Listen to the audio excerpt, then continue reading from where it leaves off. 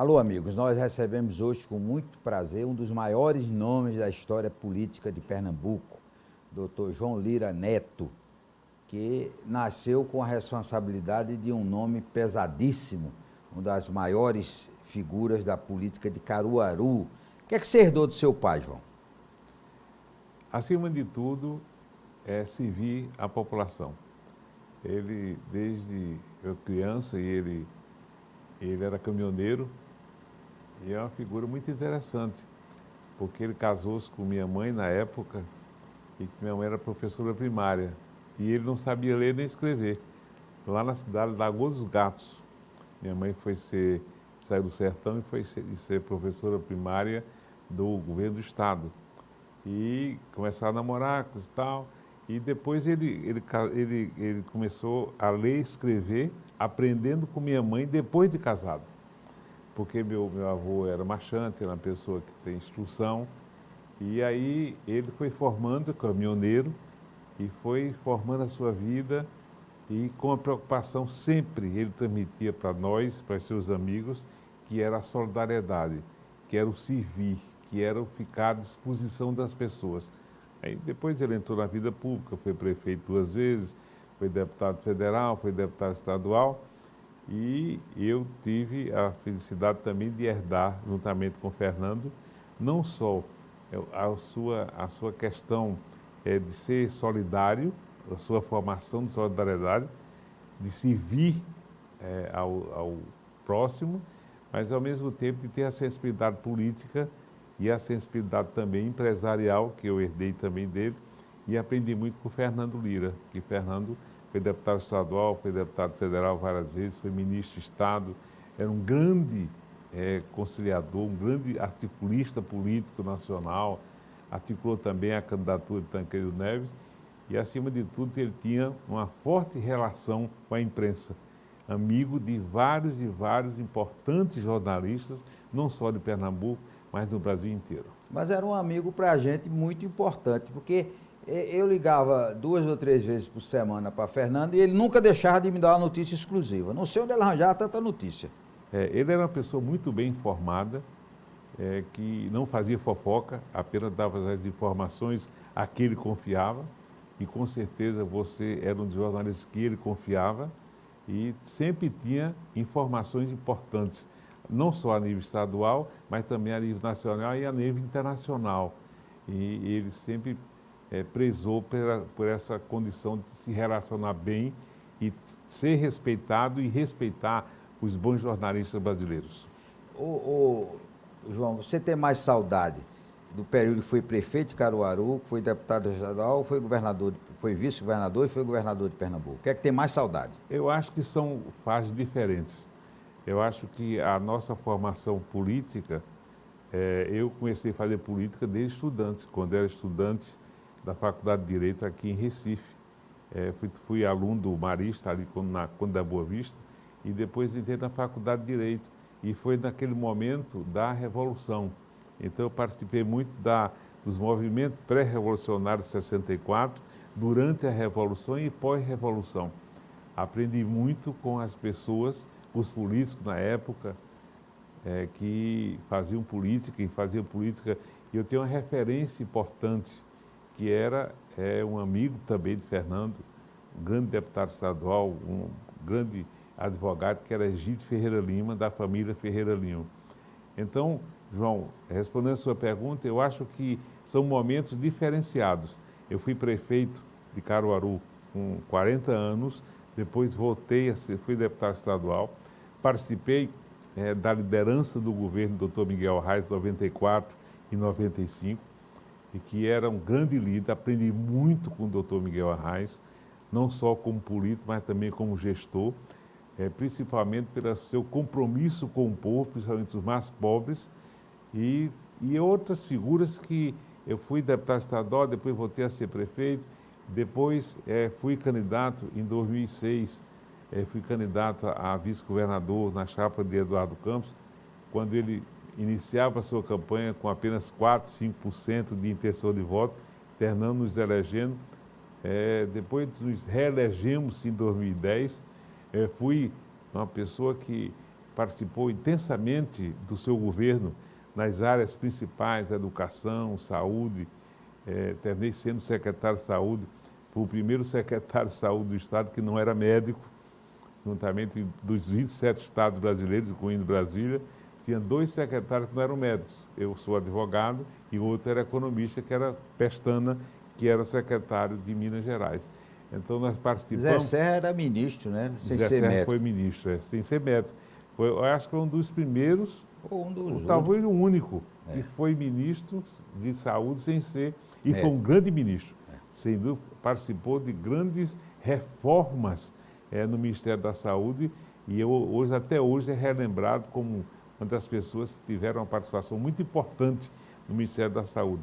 Então, respondendo objetivamente, são momentos diferentes. Prefeito a primeira vez, prefeito a segunda vez, deputado estadual, líder do governo, doutor Arraes na Assembleia, e depois como vice-governador, secretário de Estado, e concluindo os 8 meses de gestão de Eduardo Campos durante o ano de 2014. O senhor, como prefeito, foi quem detonou o São João de Caruaru. O São João de Caruaru passou a ser grande depois da sua administração como prefeito. Realmente eu tive uma preocupação muito grande, sempre tive, com a questão da área cultural também. O senhor dança forró direitinho? Nunca fui grande dançarino. Não, né? Nunca aprendi. Nem muito, sanfoneiro? Nem sanfoneiro. Sim. Mas eu tive uma assessoria muito importante de comunicação, que isso marcou a época do São João em Caruaru, que a chamada do São João, acenda a fogueira do seu coração. Isso marcou muito, não só no caruaruense, despertar, o caruaruense ele sempre gostou de festa, tinha nas ruas, nos bairros, e com essa proposta da prefeitura, houve um incentivo e uma participação muito grande, não só dos artistas, mas principalmente de todas as gerações. Tornou-se uma festa que não era só uma festa programada para ouvir cantores e dançar, era uma festa de participação popular e, acima de tudo, de confraternização. O São João de Caruaru se tornou a festa de confraternização entre os caruaruenses e aqueles que nos visitam. Agora, eu fiquei arretado com o senhor, porque uma das melhores festas que eu gostava eram as festas da Macambira. E o senhor acabou. Não, eu não acabei, apenas tudo tem sua época.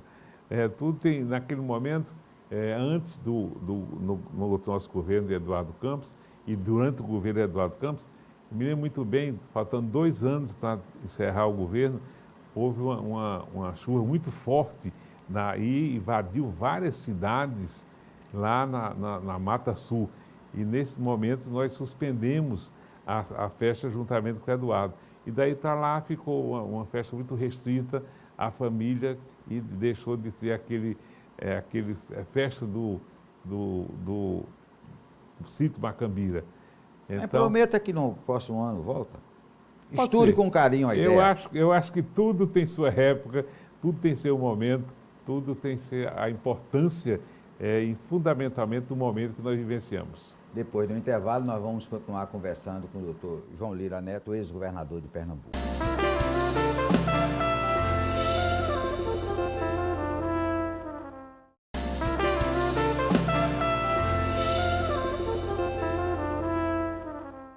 Nós vamos continuar conversando com o doutor João Lira Neto, ex-governador de Pernambuco. Então, o senhor, como vice-governador do Eduardo Campos, usou o estilo Marco Maciel, só ajudar, nunca prejudicar, não foi?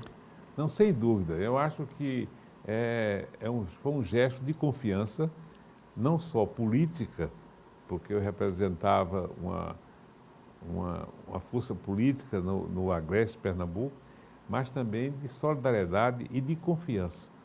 Então, eu decidi que teria que ser solidário, mesmo em vários momentos que aconteceram, com que eu não abria mão dos meus convencimentos, das minhas convicções. Nós divergimos várias vezes, mas ele foi uma pessoa muito sensível. Eduardo é uma pessoa extremamente trabalhadora, um líder nato, mas também sabia ouvir. Da mesma forma que ele sabia determinar, ele sabia ouvir. e eu tive uma relação de muito respeito com Eduardo Campos, não só sendo solidário. Marco Marcel foi tido como presidente, como vice-presidente, muito solidário com o seu titular, mas, acima de tudo, com respeito, mas também com o viés assim, de servir a população de Pernambuco. Então, nós nos concentramos e nós compartilhamos essa participação, e ele foi tido como um dos melhores governos que o Estado de Pernambuco já teve. E agora vamos falar do momento atual. O que é que o senhor está achando do governo Jair Bolsonaro, governador? João, eu não posso desassociar o governo Bolsonaro dos ciclos políticos que nós vivenciamos, não só no Brasil, mas principalmente na América do Sul. Tem movimentos aí políticos, inclusive de muito radicalismo em vários países da América do Sul. E esses momentos... Na Europa também, né? Na Europa, mas principalmente na Europa também, pelo momento que a humanidade está passando. Nós estamos vivenciando um novo momento da humanidade, principalmente no Ocidente. A França passou por muitas reformas, a Inglaterra está passando por muita reforma, a Alemanha, a Itália também, naquela grande operação das mãos limpas, né? A Grécia passou por... Portugal passou por uma grande crise, a Espanha também, e agora o movimento, tem os ciclos que nós chamamos, os ciclos de geração. Houve em 60, houve a eleição de Jânio Quadros, que Jânio Quadros dizia que a vassoura para tirar tudo que não prestava, acabar a corrupção. Com menos de 8 meses de governo, ele renunciou ao mandato. Depois, com 29 anos depois, praticamente 30 anos, houve a eleição de Fernando Collor, que Fernando Collor tinha a proposta de acabar com os marajás. E agora, 29 anos depois, em 2018, houve a eleição de Bolsonaro. Então, são ciclos que o Brasil passa. Eu acho que tem uma grande mudança, João, que é a informação. Antigamente tinha informação de jornais e de televisão e do rádio. Agora, além desses principais meios de comunicação, tem as redes sociais, que as redes sociais têm uma força e uma agilidade muito grande. Isso faz com que as notícias cheguem numa velocidade muito grande. Tem que ter muito cuidado com os fake news, com as mentiras que são contadas, mas o nosso Humberto Eco, que era um grande líder, que faleceu há pouco tempo, ele dizia que presenciou 2 grandes mudanças na comunicação. No pós-guerra, com o surgimento da televisão, e agora com as redes sociais. E ele dizia, e disse na última entrevista, que foi retransmitida para o Brasil, nós temos que ter cuidado com os imbecis das redes sociais. As redes sociais são importantíssimas, mas nós temos que ter a capacidade de receber a notícia, analisar e confirmar essa notícia. Aí a imprensa, a televisão e a imprensa impressa, os jornais, têm essa missão de certificação da verdade. Eu acho que é um momento do governo Bolsonaro de muitas dificuldades. Está havendo um radicalismo entre o ex-partido que governou e agora o Bolsonaro, e nós temos que ter, e está acontecendo, João, uma movimentação da sociedade, através das suas diversas instituições, nos vários níveis de profissão, que mobilizando a sociedade para que nós possamos encontrar o nosso caminho. O caminho do radicalismo não vai levar a lugar nenhum.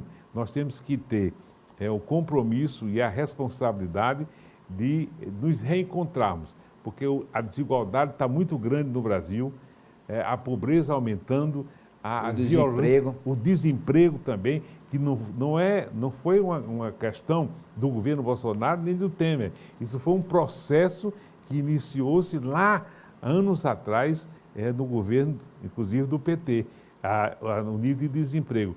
Nós temos que enfrentar. E o governo, com radicalismo, não vai conseguir enfrentar essas questões. Nós temos que enfrentar as desigualdades, melhorar a educação, melhorar os serviços públicos e, acima de tudo, dar emprego a quem não tem, mas tem que ter um foco muito importante, que é a educação das crianças até o ensino médio. Olha, a evolução da pessoa, né? Raquel Lira foi melhor deputado estadual do que o senhor, está sendo melhor prefeita do que o senhor. Como é que o senhor vê a atuação de Raquel Lira? Não, ela tem tido um trabalho muito importante. Tem suas virtudes e não tem seus defeitos, é o que dizem, né? Né? Como pai eu posso até admitir isso, É. mas como político eu acho que são momentos diferentes. Ela é uma pessoa que se preparou para a função pública. A minha última campanha era com 10 anos, já que falava nos comícios. Naquele tempo tinha comício. Então, eu acho que ela foi deputada estadual 2 vezes, foi primeira secretária da Criança e da Juventude de Pernambuco. Presidente da comissão mais importante da Assembleia. Também, que é a Comissão de Justiça. Constituição e Justiça. Eu acho que, sem comparar, eu acho que cada um tem o seu momento, cada um tem as suas virtudes, seus defeitos, mas Raquel tem um comportamento muito importante, que é o compromisso dela, fundamentalmente com a juventude, com as crianças e com os adolescentes. Ela tem feito, depois do 3º ano de governo, está concluindo o 3º ano de governo, está com índice de aprovação muito grande, deverá ser candidata à reeleição, e eu sempre defendo a tese, João, que a reeleição independe muito dos apoios, depende muito da sua gestão, da gestão do titular, porque a população vai escolher se quer continuar ou não aquela forma de gerenciamento do poder público. Eu acho que Raquel tem todas as condições de ser reeleita e está fazendo, sem dúvida, um grande trabalho. Talvez melhor do que o seu pai nas épocas que ele foi prefeito. Aliás, o senhor é dominado pelas mulheres, né? O senhor tem a esposa Leila e só tem filhas, né? Eu só tenho filhos. É dominado pelas mulheres. Tem uma que fez ciência da computação, trabalhou muito tempo aqui no Porto Digital, hoje trabalha na empresa que eu também trabalho. Eu tenho uma segunda filha que é médica, pediatra, que trabalha aqui na rede pública também, na rede privada, na rede pública, Paula. E tem Raquel, que foi advogada, foi delegada federal, é hoje procurador do Estado e exercendo o 3º cargo eletivo, 2 mandatos de deputado estadual e um mandato de deputado, e agora prefeita de Caruaru. Por sinal, João, a primeira prefeita mulher eleita de Caruaru. Também. É uma diferença do senhor para o presidente Bolsonaro, né? O presidente tem uns filhos que só fazem atrapalhar e o senhor tem as filhas que só fazem ajudar, né? Independentemente do sexo, as minhas filhas só fizeram me ajudar. Há uma relação muito forte, de muita compreensão, mas e os Quantos netos? Eu tenho 5 netos. A Raquel tem 2 filhos, tá certo? Paula tem 2 filhos e Nara tem um filho. O senhor baba os netos? Tem uma grande relação e admiração. Eu acho que Raquel de Queiroz foi que fez uma crônica muito interessante, quando ela saía da maternidade, quando foi o Netos, que é uma nova fase, uma nova era da nossa vida, é justamente quando nascem os netos, porque é uma outra geração que faz com que nós tenhamos o sentimento não só de ampliação, mas de continuidade da nossa família, que é coisa importante que nós temos. Depois do intervalo, nós vamos continuar conversando com o governador João Lira Neto.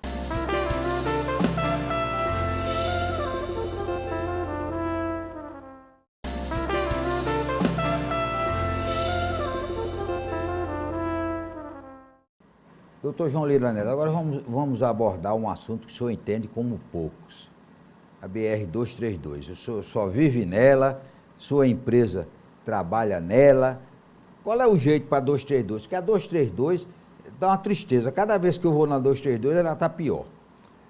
Realmente, Pernambuco tem essa característica de má qualidade das estradas públicas, das estradas, das rodovias. Agora pegaram uma corrupção na BR-101 aqui, na área metropolitana, botaram um asfalto de má categoria. Eu vi na imprensa que o Tribunal de Contas do Estado está investigando e que há uma má qualidade no material e que está sendo usado. Também. O TCU também, porque ali tem um convênio do Ministério do Governo Federal com o Governo do Estado. Agora a 232. Mas a 232, ela tem, desde a sua duplicação, que ela teve problemas estruturais. Inclusive, como o nosso judiciário faz parte da história, que é uma coisa ruim do nosso judiciário, é a demora de julgamento. Tem uma ação desde o final do governo de Jarbas Vasconcelos, imagine quanto tempo faz, isso lá em 2006, uma ação que está sendo, ainda não foi julgada, de uma má performance das construtoras, porque foram 3 construtoras. Tem trecho até perto de Gravatá, depois de Gravatá a Caruaru e de Caruaru até São Caetano, quando foi feita a duplicação. E até hoje não foi julgado. Qual é a consequência? É que o Estado foi quem fez a obra, por concessão do governo federal, teve falhas na construção e até hoje nós pagamos. A estrada está muito ruim, sem conservação, degradada, em muitas áreas com muito perigo, inclusive de águas, quando chove, tem um acúmulo de águas em determinados momentos e a buraqueira é tremenda. Então, não é culpa só do judiciário. O judiciário tem sua responsabilidade pela demora do julgamento, mas o governo do Estado é que tem que assumir a questão da recuperação da estrada BR-232 no trecho de Caruaru até de Caruaru para Recife. Doutor João, e o PSB, o seu partido? PSB, qual é o partido? PSDB. PSDB, como é que é o PSB? PSDB. Eu fui do PSB quando Eduardo se elegeu governador, ele me convidou, eu aceitei. E depois, na campanha de prefeito, em 2016, nós fomos praticamente expulsos, eu e Raquel fomos praticamente expulsos do PSB. E naquela ocasião, nós fomos pelo PSDB. Nós fomos muito bem aceitos, não só no Estado, mas também a nível federal. Mas o PSDB... Sou assim com o Fernando Henrique, né? Sou um admirador dele. Eu acho que foi um grande presidente que fez grandes reformas que o Brasil precisava. E eu tenho uma deferência e um respeito muito grande pelo presidente Fernando Henrique Cardoso. Acho que ainda, atualmente, é uma das maiores, talvez a maior liderança política do Brasil, apesar de já ter sido presidente 2 vezes. Ele mesmo disse que já cumpriu o seu papel, mas eu acho que ele tem ainda a cumprir um papel importante. Mas o PSDB, juntamente com os outros grandes partidos, estão todos maculados pela essa questão da corrupção, pela essa questão dos desvios dos recursos públicos. E o PSDB também se envolveu. Teve governadores, ex-deputados, deputados, prefeitos envolvidos. E eu acho que... E o presidente, que era Aécio Neves. Exatamente. E eu acho que nós temos que, como falei antes, a sociedade brasileira vai ter que se mobilizar para que nós possamos recuperar a nossa qualidade de vida, os nossos serviços públicos e, acima de tudo, a respeitabilidade do povo brasileiro. Agora, toda a sociedade, a imprensa, as instituições, os partidos, não sei se os partidos, nós temos uma quantidade de partidos muito grande. Nós temos 35 partidos registrados e 37 em formação. Talvez... Até Bolsonaro quer fazer um. Anunciou já. E eu acho que esse, do mundo ocidental, é o país que tem mais partidos. E isso não é bom para a democracia. Eu acho que o regime democrático é fundamental, absolutamente necessário, mas também tem que ter regras e, além do povo ter que respeitar os políticos, mas, acima de tudo, os políticos têm que ter um comportamento de respeitabilidade com a sociedade e com o povo do seu país. Ô, doutor João Lira, o senhor teve uma conversa de mais de 1 hora com o Sérgio Moro, quando ele era juiz em Curitiba, né? Qual é a sua impressão sobre o ministro? Eu converso com ele, tenho uma respeitabilidade muito grande, não acredito que ele foi instrumento de qualquer facção política. Ele exerceu com plenitude, com capacidade, com competência e com muita coragem. responsabilidade e, acima de tudo, com muita coragem, o seu mandato, o seu exercício de juiz. Eu tenho um respeito muito grande pelo ministro Sérgio Moro. O senhor conversou com ele 1 hora, não foi? Conversei com ele lá Em Curitiba. Um encontro que eu tive em São Paulo. Eu tive um encontro em São Paulo com ele, conversamos muito e não só através da conversa, mas o seu exemplo de vida, de profissional, eu tenho um respeito muito grande. Nunca acreditei, não acredito no envolvimento dele em qualquer atividade política partidária para prejudicar a B ou C. Ele cumpriu com decência o seu exercício de juiz e com certeza vai cumprir o seu exercício de ministro da Justiça agora no Brasil. Nós queremos agradecer ao governador João Lira Neto, realmente assuntos variados e ele mostrando, porque, como eu disse, esse programa é uma das maiores lideranças da história política de Pernambuco. Temos que trazer ele mais vezes aqui, de vez em quando. Estou à sua disposição. Um forte abraço e até a próxima semana, se Deus quiser.